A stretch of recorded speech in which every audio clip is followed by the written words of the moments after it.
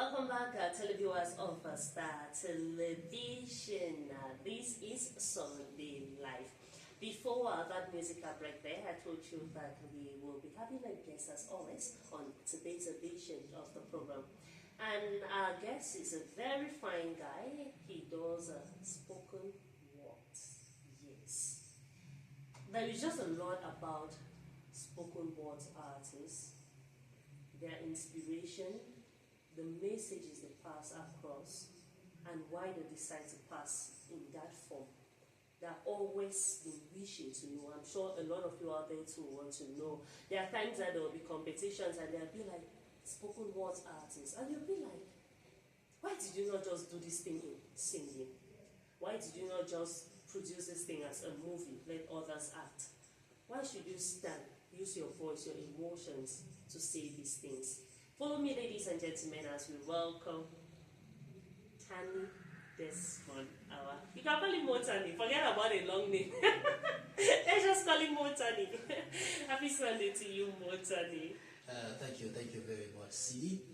It's an honor to be on Sunday Live on Star TV, and it's a privilege. Thank you so much for having me today.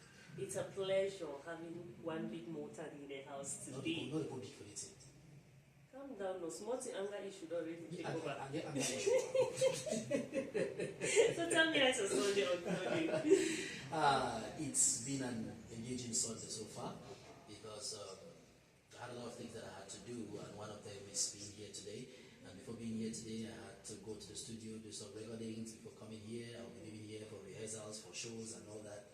It's been eventful and engaging. That's good to know. So tell us, who is Mottanni? Who is Mottanni? I would say it's simple. Mottanni is an Abakwa Pekin, Abakwa boy, Grafi Pekin as some people call him. I am a spoken word artist, I am a voice artist, and I am a poet. That's the capacity that brings me here today. Alright, spoken word artist. What gave you the interest? Why were you interested in every form of art? Like you can see the message through pictures, you can see the message through music, you can see it even through movies. Why choose spoken words?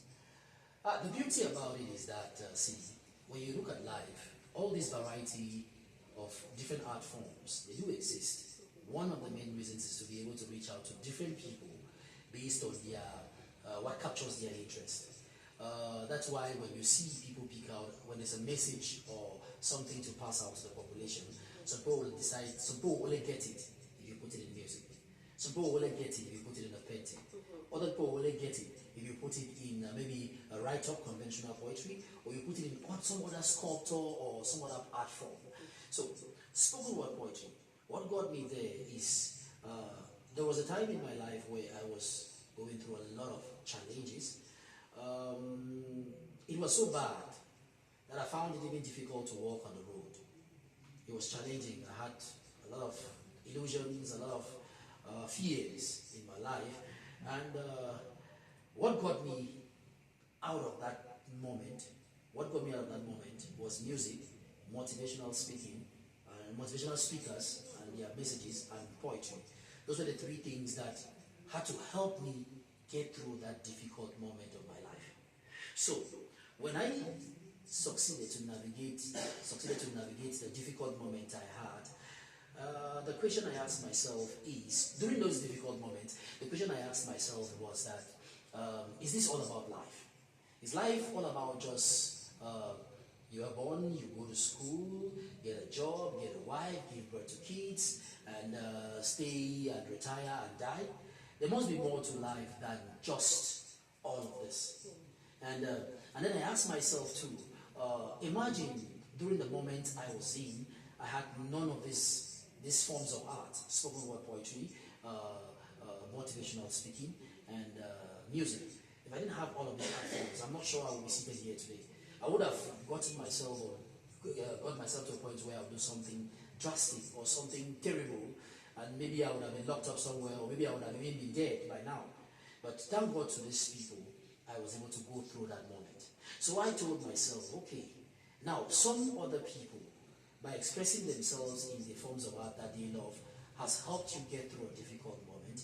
So what are you doing to make sure that other people can benefit from you in difficult moments that they have, in stressful moments that they encounter, in painful moments that they encounter? So that is where I had to get myself to a point where I say, okay, I need to do something. I need to do something that when someone encounters it, it should be able to help them out of a difficult moment. It should be able to help them overcome a challenge they are facing. It should be able to even bring joy or smiles to their faces. And so that is what got me into spoken word poetry, coupled with the fact too that in the long run I realized that while I was growing, there are things that if I knew better, I would have been better, I would have done better. But I didn't have that opportunity to get to know. I didn't have that elder brother or elder sister that could tell me that, okay, this is what you're supposed to do, this is what you're supposed to do. If you do like this, you get there. You do like this, you go there. So I made an oath to myself that I am going to be that elder brother I never had to the younger generation and even to the elderly. I'm going to be that person that I didn't have when I was growing. So I started with motivational speaking, and then in the long run I realized that another way to be able to captivate these people should be using words, because you cannot underrate the power of words. It's by words that creation came into existence. So in the long run I saw that, okay, motivational speaking at the time I started was not gaining ground as it is now. You have a lot of speakers now in town. You have the Oliver Shams, you have Ambrose Kibenkisi, is an amazing one too. You have so many of them in town. At that time, there weren't much. What I could have at that time to use was poetry. Because at that time, we had Akumbo Jones of La Liberté Arts Group. He was doing the Black Swagger Poetry Slam. And Black Swagger Poetry Slam got the ability to bring a lot of youths together. So I looked at the audience I want to meet. And I looked at where I could get there. And how do I get there?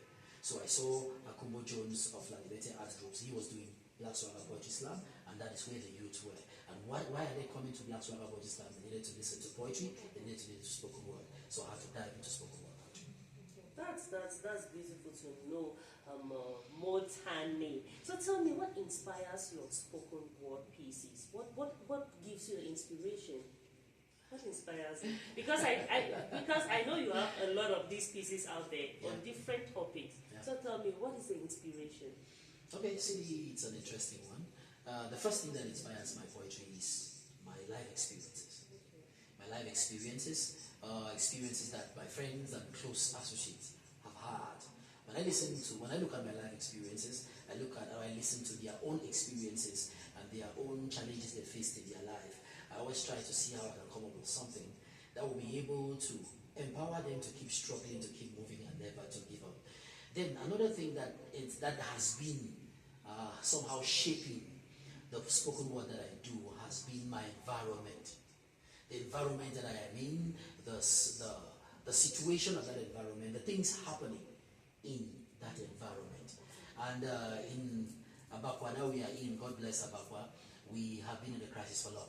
So if you check online, you will see a lot of my spoken word pieces that has to do with the crisis, raising awareness about what is happening, and also giving inspirations and motivations, and seeing how you can get people to get by, even though our society has been in a chaotic state.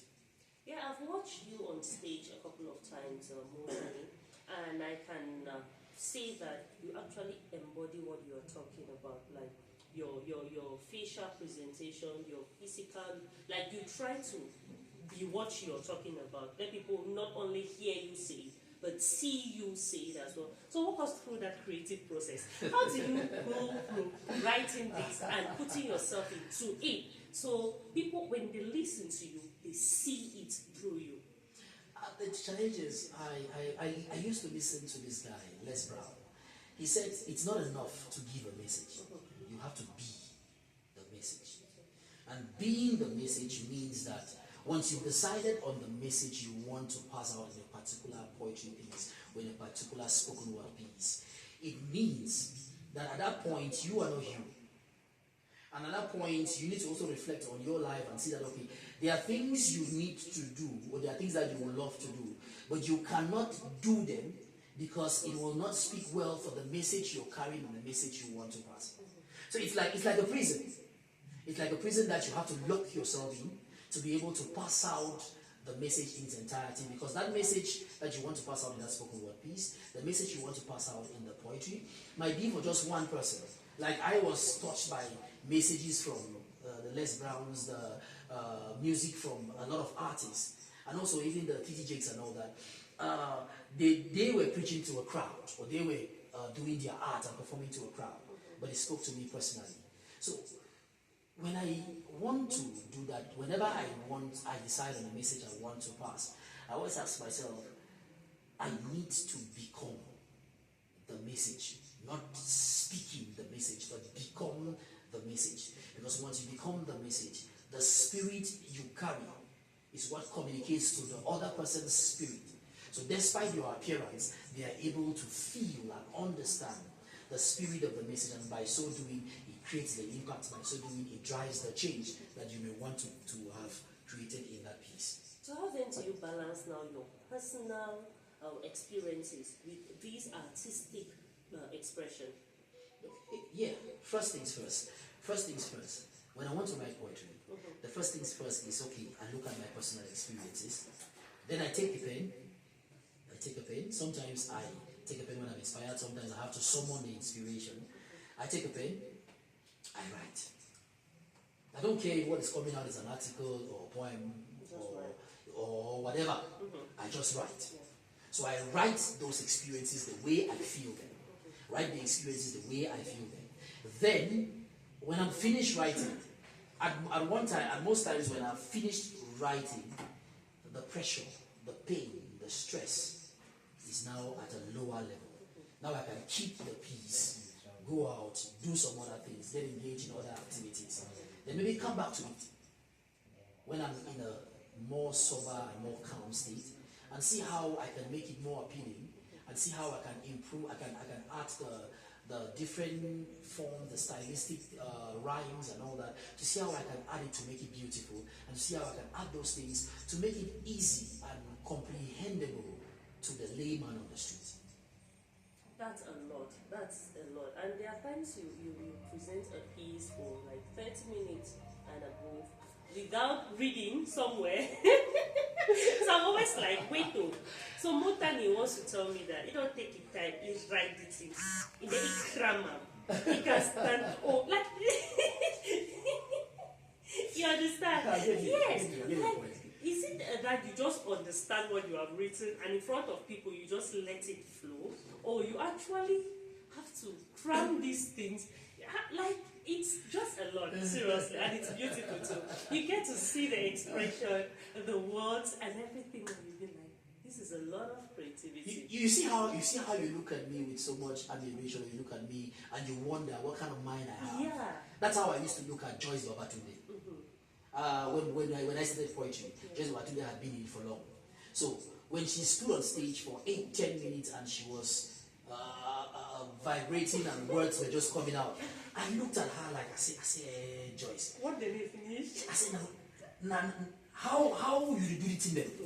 She looked at me. The one that she performed at Black Swagger Poetry Slam for like 8 minutes. When I asked her, she said she wrote it yesterday. I said, Mom, how you do it in them? Mom, they caught me so. And you see, it was something miraculous. People always talk of miracles, but it was a miracle for me to see someone writing something. He says he wrote it less than 24 hours and she's performing it and embodying all the words, embodying all the emotions and everything. So, but one thing she told me, she said, Mottanni, there is a process to everything. I always remember that her advice, that Mottanni, listen to me.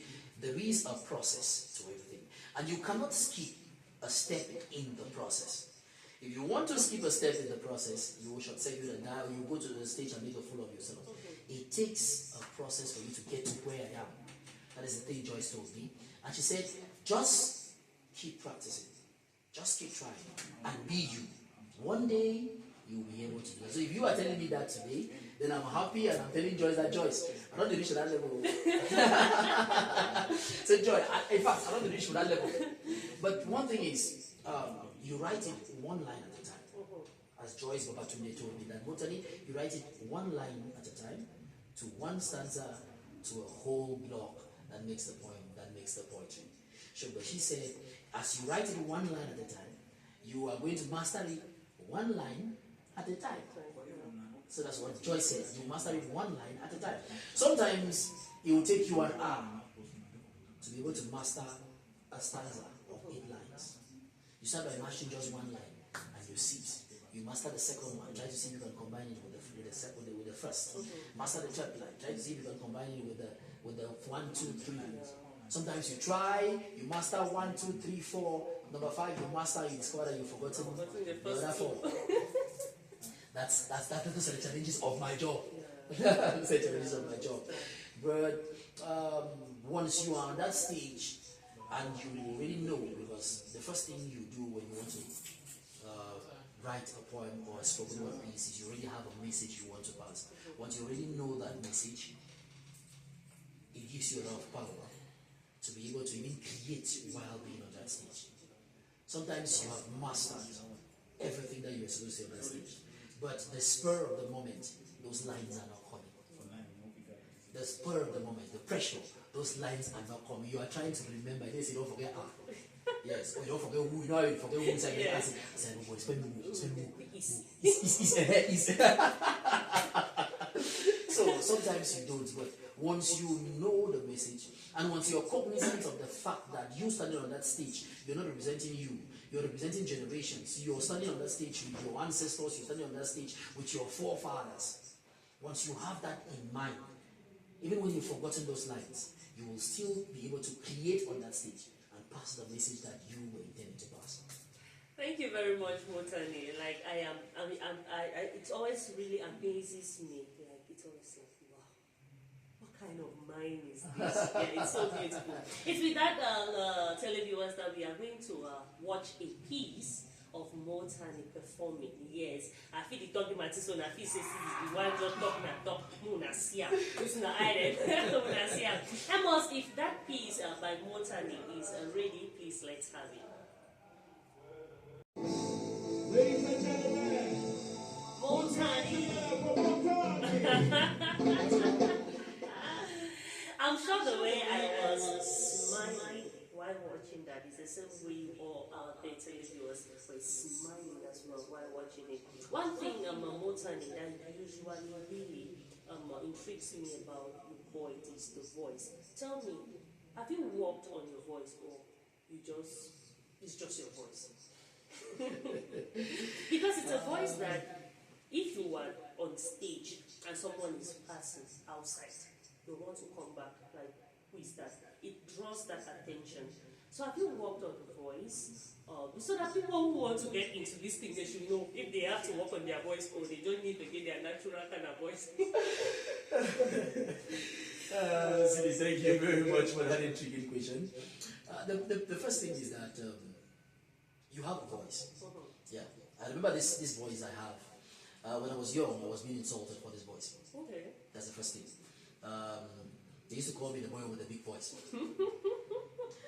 It was so catastrophic that in the quarter, whenever I'm passing, they say, come over here, smoke you a big man.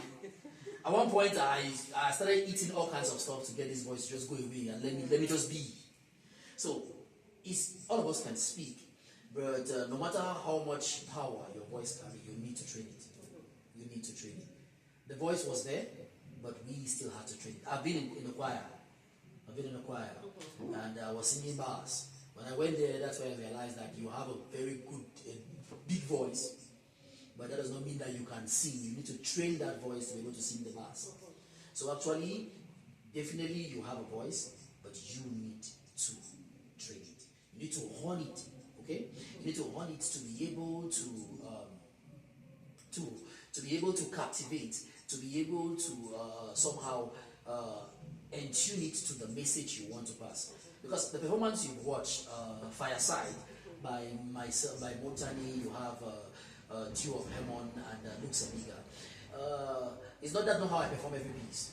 Yeah, that's why you need the training to know which kind of way to approach with your voice, and then which kind of message do you want to pass with your voice. If you don't have time, you watch other pieces and you see that it's a different thing. So you need to train that voice as you have asked. So what unique element do you bring into your own form of spoken words, into your own voice? We have spoken word artists out there. Yeah. So what is the unique element you bring into yours? The beautiful thing about spoken word poetry and the one I do is, first thing, when we were engaged in this thing, we thought we were the first people doing spoken word poetry. We were used to conventional poetry in the northwest region of Cameroon. And sometimes we even thought we were the first in Cameroon before we realized that other people had been doing it for ages. Yeah. And then sometimes you think you're reinventing the wheel. Because you've not done research, you think you're doing the first person to do this. Till we got to realize that you see the Lapiro, the Bangas, you see the Kopos, those people were doing spoken word poetry, musical spoken word poetry. So, and then another thing we realized is conventional poetry was being done in school. And most people, all they do was look at the poetry, read it in class, write it for exams. And that was all.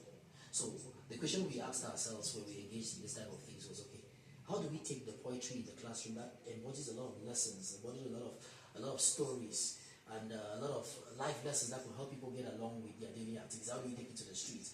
And that's why I brought it to spoken word poetry, because spoken word poetry is a little different. It's another form of poetry, but it's different from conventional or written poetry. So the unique thing we are bringing is my goal is to be able to take poetry to the streets, to the layman on the street, so that they can be able to listen, enjoy, understand, and pick out the lessons that we are trying to pass. So the uniqueness I'm trying to bring to poetry is I'm trying to incorporate poetry and music. The layman, they say music is the life of every party. It's the life. If you see a person that does not listen to music, run away from them. Problem B. Yeah, they get problems. Problem B. If they don't listen to any genre, because people have their genres. You can play a particular genre and somebody's like, yeah, another one. but if you play every genre and they are like this, They are the issue. Either they have an issue or they are the issue. What does? I beg you, they don't come big man, they don't shake walk. I beg you. And I see the talk, not me. I'm talking to the viewers of Star TV. See that said, you are the issue, not me. Yes. Because I'm not getting power of fight. So I'm trying to incorporate poetry with music, because I know music people are really used to. People are really used to music. They really love music.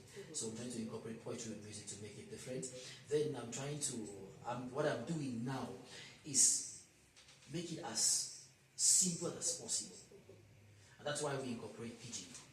That's why we incorporate, if I knew the dialect that well, I would have incorporated, but I'm working with people who incorporate the dialect into the pieces and even into the singing. Bring it to a language that everybody can be able to listen, understand, and pick the message.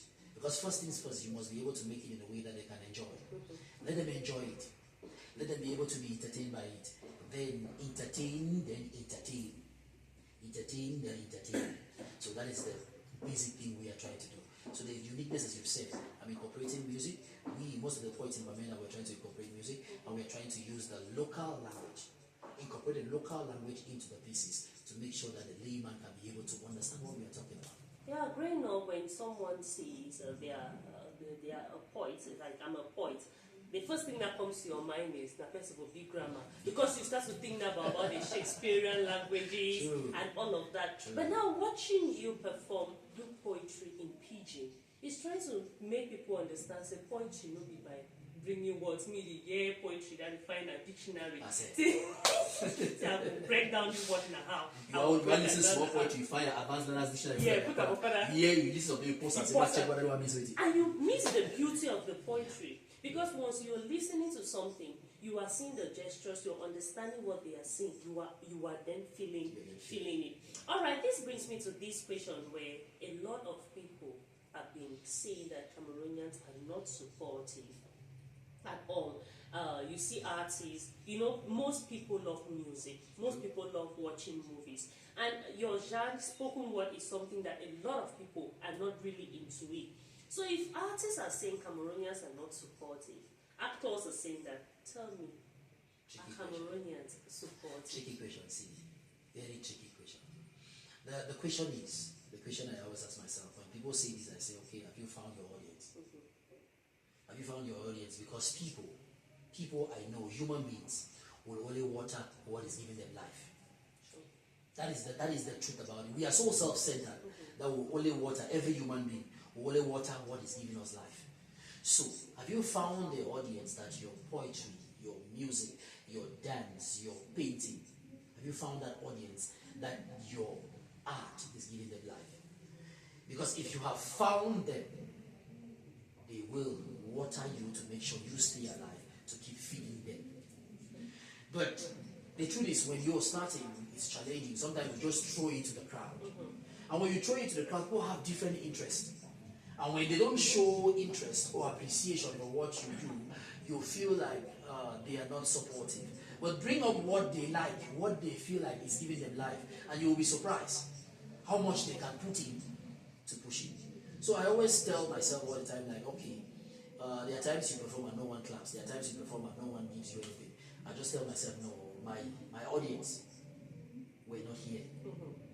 But I will keep performing different places to see how I can get my audience, then be able to combine them or bring them together in such a way that someday I might perform and I get a standing ovation because I've gathered the audience, the right audience who can get inspired, who can get motivated, or who can be taught out of their stress or their pain, who can even heal through that form of art. Because people get to get their healing, get themselves out of stress, get themselves out of pain using different forms of art. Poetry might not work for you, Siddy, but it might work for some other person. Have I found that person that it works for? But honestly speaking, I know that you will get the support you need when you find your own audience. So how do you see spoken word evolving in the future? Okay, the evolution of spoken word poetry, I feel like spoken word is already evolving to a point where if you have an occasion, if you have an event, and there is no spoken word poetry, or as something is missing, you don't say where you go occasion, you don't see a trip, you don't see fufu. Yeah, something not lost. Something will pass by. Even at the episode, that direct pass by. There's an ingredient. There's an ingredient that is missing. So we are at that point where spoken word poetry has penetrated almost every event circle in Cameroon, in Abakwa, and in Bamenda as a whole. So it's a good evolution. But in the long run, where I see spoken word poetry is I see spoken word poetry in those places, like spoken word poetry filling the grandstand or filling the stadiums in the country, because it is a piece that its main purpose, first of all, is advocacy.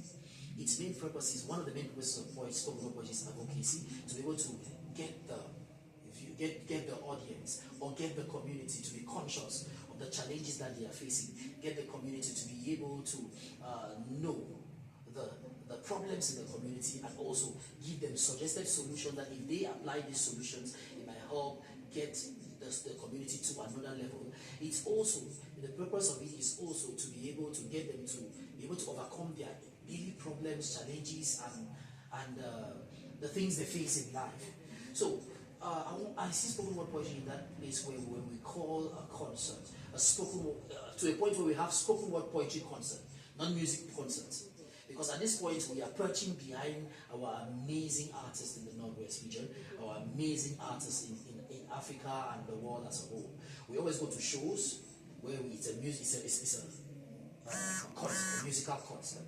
Then we just melange and see how we can sneak spoken word into it, smuggle into it, so that you can catch those audience in the music concert that are in tune to be able to love and understand spoken word poetry. So we are seeing it in a position where we want to see in the next years, in a position where we are calling for exclusive spoken word poetry concerts, and we have 1,000 people. We have 5,000. Bamenda is made up of more than 20,000 people.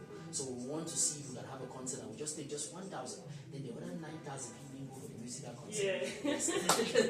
1,000 audience. I think that's the position we are seeing ourselves, and we are seeing it in a point where we are seeing it at that position where it can be able to be that leading form of art that raises awareness to our struggles, to our problems, to our societal challenges, and that leading form of art that also gives suggested solutions to the challenges that we are facing, to our struggles and also to the problems that each family is facing. Thank you very much, Mottanni. If we keep talking about this spoken word, yeah, you go talk so tomorrow we go finish now. We'll not finish. We'll still do it the end. We'll talk today. I want us to talk about what's happening in our celebrity world. Oh, I like that. Before we come back again. I like that. To the spoken words part. But the very first thing I would like, the Cameroonian film industry is actually evolving right now. Yeah. If you are constant online, you see almost every week we have Cameroonian producers releasing movies. Yeah.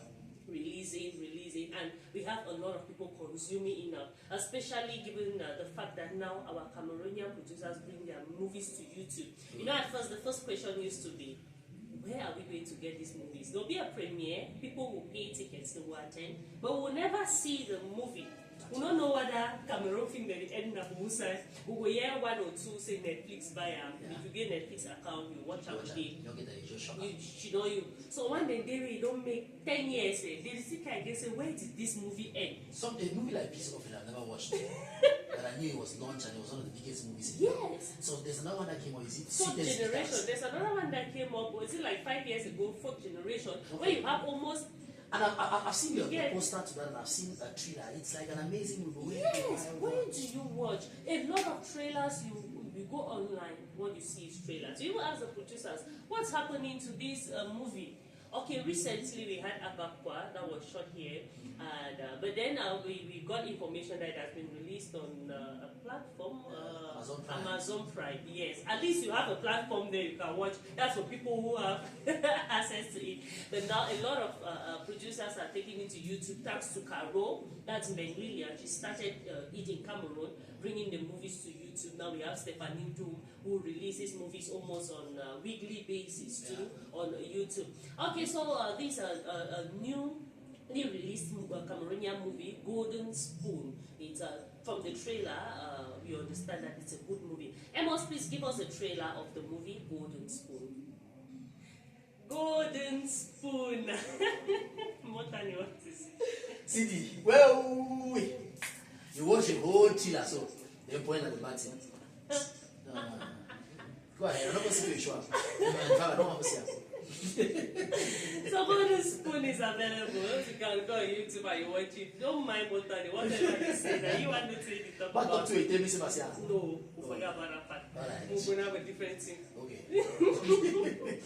Okay, Mottanni, do you know Alva of Akumba Music? Yes, I do know her. I think she has released 2 tracks, if I'm not mistaken. Yeah. That's Array, and the other song I've forgotten the title. This blogger, we call him this blogger Surely, I think that's the name if I'm not mistaken. He came on Facebook recently and he was like, he feels like there is trouble in paradise. Don't shallow. He feels like there's trouble in paradise. And he was like, rumor has it that there's a little cold war between the record label boss, Achu Nomad, and his latest signing, Alpha. She was signed to the label earlier this year. Amos, please, can we have the image? Okay, let's have the image from Akumba Music. Yes, that is Akumba. We have Alva, and we have other signees. She was signed to the label earlier this year and released her debut single Array, which was well promoted and made wave all over social media, especially TikTok. She followed her debut single with a sophomore track, Latipo, which sadly did not go anywhere as the promo was weak. Like, I will not read that part. Sources close to the label are whispering about an internal conflict between the record label boss and his signee that has led to a possible suspension or sidelining. You know, for a long time now, we have not heard about her. The boss post is only maybe about Elisha K or about King Luca. And then the last time Akumba Music posted Alva was on May the 10th. You know, so this blogger, they did not want to find a problem or they talk the truth. They recently went on a little outing in Limbe and everyone in the label was present except for Alva. They had a recent photo shoot in African print, just the 3 of them, that's actually Elisha and Luca. Again, Alva was absent. About 4 of their label members, that's BK, Claude, Elisha, and Luca, will be traveling to the United Kingdom for a tour as you can clearly see, but Ava is not in the picture yet again. On one music day, that's June 21, the Akumba posted just with the two boys. Again, no Ava on site. So is there trouble in paradise? Would I say, the blogger don't want to talk, not talk? No, the thing is so, they give plenty interpretations, and there are plenty possibilities can be. He has cited out his own possibility that he thinks it can be the problem, but it can still be not a problem. Not a problem. Because I remember too that Elisha K had been out of the scene for a long time. There was a long time that they were not posting Elisha K, and you had bloggers who come online and be like, has he been sidelined? Has he been? The challenge is that when you look at the bloggers we have, they are doing amazing work. I want to appreciate a lot of them that they have matured to a point where they have realized that it's not about fanning flames, but it's about finding sustainable solutions to help people and to help artists in particular to be able to navigate the treacherous industry that we have. They have realized this. So my challenge is Don Shalom has taken a perspective that he feels like there is trouble. But we know the entertainment industry. Scarcity drives demand. So that another possibility might be Akumba Music, one of the greatest record labels that we've had in this nation for the past decade, might be keeping her off to be able to create scarcity. You say scarcity, you raise price. Scarcity of any good raises price. It might be that they just wanted to keep her off so that people get to notice like this and start demanding like this. Yeah, very true. Then she pops up. But another possibility might be that sometimes we always say that sometimes they say find yourself before you climb up. You don't climb up to find yourself. You find yourself to climb up. It might be that she has decided not to continue with the industry, which is okay. Which is okay. It's her personal decision. And Akumba Music will not force it down her throat. We don't know. We are just making speculation. I'm happy that Don Shalom is very, very categorical when he says they might be. Yeah, I like how he's just giving what he has seen. So that if he's summoned, he will be able to say that, okay, I said they might. They might. The laws that have to do with cyber security and cyber bullying now. He's very smart and tactical with his words. Yeah. But one thing I want to say first of all is I want to applaud Akumba Music for the great work that the team or the company has been doing for artists in Cameroon. The great work that he has been doing for artists that are originated from the Northwest region.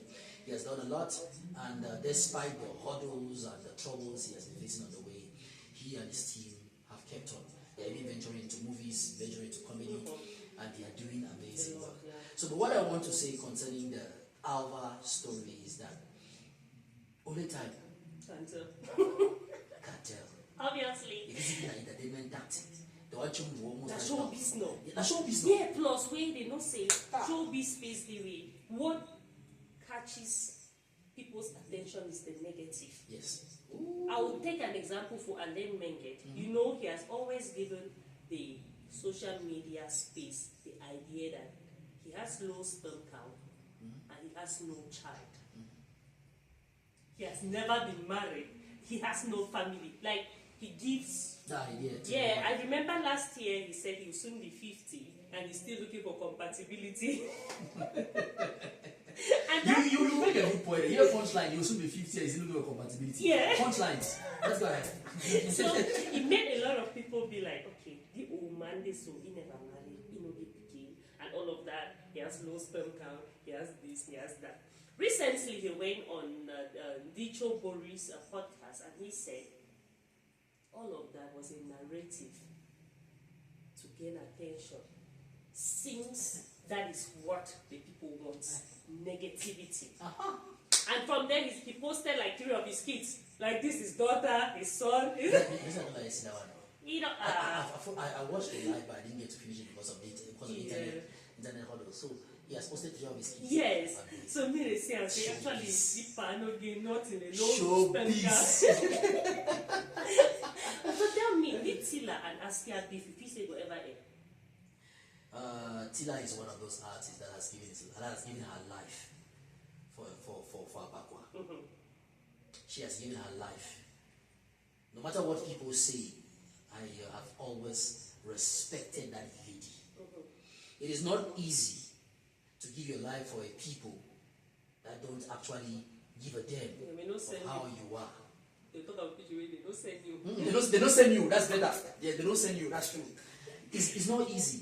But she has given her life and her music to raise the vibration and the frequency of Abakwa Bamenda. Askia too is another artist, another rapper in Cameroon, in the southwest region, that has given her life for the same art and has given her life for her own people. So these are two, I would say, multi-talented artists in the music industry that we have. And they are people that whenever I meet them, I respect. I've been at shows. We had a poetry, the What Splash Natural Poetry Festival in Boya, and she was there to perform. When she was there, I give her all my respect. Tila has been at the New Breed Africa Celebrity Awards, and she has done a lot of performances. Like, Tila is that kind of artist that she will take the mic. If it's live, she will marvel you. If it's playback, she will marvel you. Askia is the same. If it's live, she will marvel you. If you play back, she will marvel you. So I feel like when you look at the two of them, talents embodied their place. Yes, because over the years they'll be like they have people on site. The next day you go see and say Tila don't carry long up say Askia don't sideline me for some event. Look at 2-5. You look at 2-5. So do a blog at it. Cause the problem. So a blog at it because they want to attract attention for their blogs. Because by so doing they generate income and wealth and be able to put food on their own table. They create these beefs that sometimes did not exist. But these beefs now come up to spark up beefs that wouldn't have even surfaced if these beefs did not exist. Because if you look at the post that Tila made this week, that post will get a whole blog, a whole website. A whole website. Really explain how Askia gets to eat. I look at they had to do a song, they go up, they don't stand down. I look at it now, Tila's storytelling ability. How she was able to structure that. Very interesting. If you start reading, you must want to get to the end. That's how talented Tila and Askia are. Because when you look at Askia's light-ups too, how beautiful it is. When you look at that, it's not like she was trying to, for me, my personal judgment was, after reading that, it was not like she was trying to beef Askia. It's not like she's trying to spark up the squabble that they've always had. I don't know the squabble that they've always had. I don't know whether it's over the art or it's over something else. Because you never know. No. They may not put up some place, man don't know.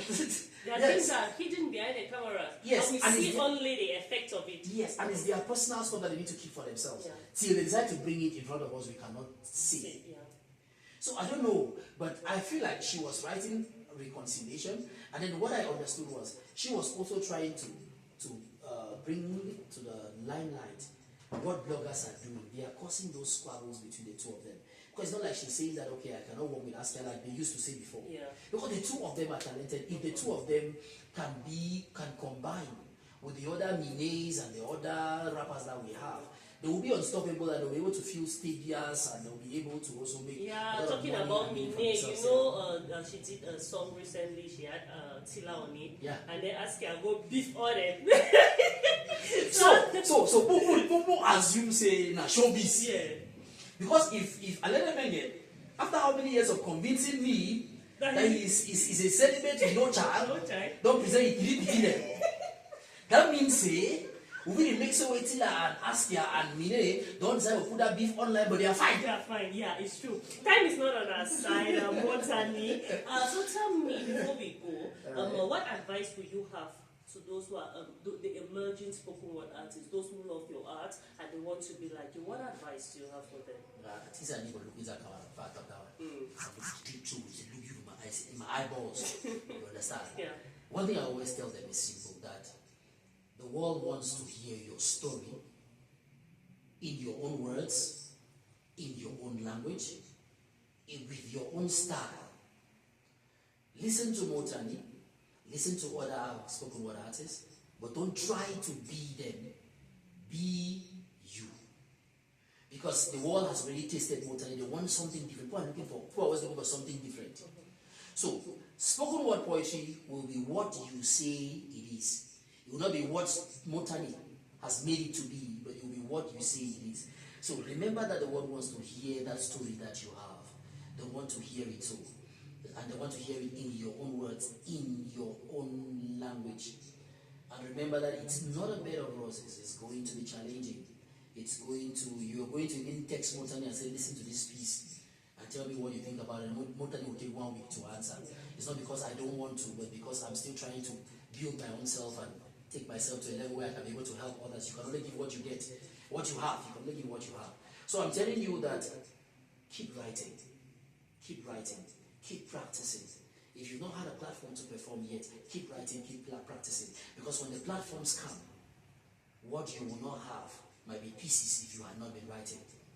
When the time comes and you have to, and that opportunity shows up, what will be the thing that can stop you will be the fact that you have not been writing or you have not been practicing.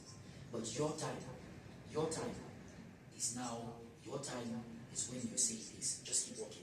Thank you very much, Mottanni, and I have taken that advice for myself. For the way we already start. No, so.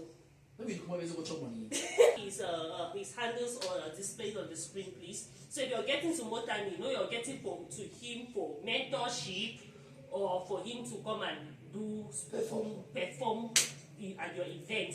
Don't get to him and tell him he's handsome. You hear? No, talk. I'll be when I order. Ladies and gentlemen, televiewers of Star Television, it is here we are going to be saying goodbye on today's edition of the program Sunday Live. Let's still have the display of his handles, Amos. Let's still have the display of his handles on the screen. If you want to get to Mottanni to perform, you have watched his performance, and trust me, you'll be intrigued when he's performing in front of you live. When the audience will be so intrigued. But thank you so much for praising us today. I want to talk on one thing that is very important. The Mottanni's Dark Light Poetry album is available on Audio Mag and is available on YouTube. Okay. Then, Mottanni, we are going on a country tour. A country tour with the album Bruises. Bruises is a spoken word compilation on gender-based violence. Okay. So we will be having a spoken word poetry show, a massive spoken word poetry show in Bamenda in November. We are going to Boundary, we are going to Ubetwa, we are going to Banjul, and we will be in Bamenda to crown you. Wow. So I am calling on my audience in Abakwa. I'm calling on spoken word lovers and spoken word poetry lovers, and even those who don't like it. I beg you, gather on a self-camp for the show. You'll for Alliance Française in November. So I'm looking forward to announcing the dates on the Star TV and on Siddy's handle and her personal network, and they will pray on it so that people can come and let's heal together. And I'll always be here to remind you as the days come here. The ancestors are with you. To remind you. Thank you so much, Mottanni, for being a part and parcel of today's edition of the program. Thank you so much. Thank you for having me, Siddy, and thank you to all the viewers of Star TV Abakwa. Ladies and gentlemen, televiewers, it is here we are going to be saying goodbye on today's edition of the program Sunday Live on Star Television. I'm sure you enjoyed the program as well as I did. Don't you forget, a rebroadcast of this program will be coming your way tomorrow. That is Monday at exactly 6 p.m. If you want to be guest on the program, that's the number on your screen. Get to us on WhatsApp, write us, and then you'll be welcome to the studios of Star Television. You'll be welcome on the program Sunday Live. It's been a full house with generous provision being ensured by our station's boss Mookie. We had Amos and the cameras, then Don Julius giving to you the beautiful sound you got. I'm your host, your regular host, Moses Duni. You can call me Siddy. Thanking you all so very much for always sticking with us. I ask you to stay close to your TV sets for interesting programs that will be keeping you company on Star Television. Happy Sunday.